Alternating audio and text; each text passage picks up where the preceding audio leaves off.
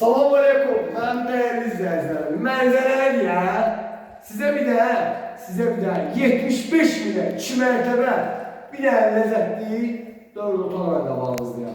Amma bu mənzərəni siz axırda göstərirəm. Bax, dəyərli izləyicilər. Evimizin birinci başlayır mətbəxindən. Bax, mətbəxi şəbəkə mənzərələri ilə dəyərli izləyicilər.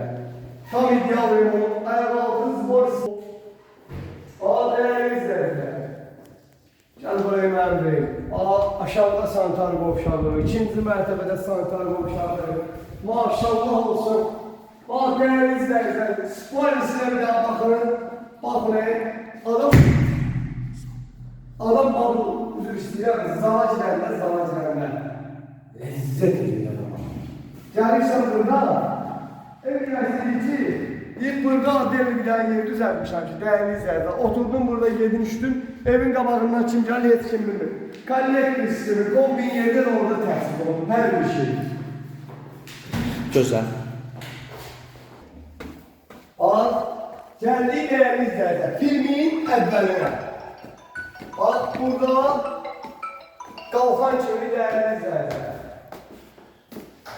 Qəşəng burada belə terası var, balkon, kombi xəttləri, ideal evlərin böyük yatan otağı. Mən 4 otaq demişdim, üzürlü sanki, 3 otaqmış. Bir dənə qəşəng burada sanitar qovşağı, bax dəyərli izləyicilər, bir dənə daha qəşəng olan otağı buradadır. Bütün pəncərələri o seyitlə bax, o kürək almayalım mən.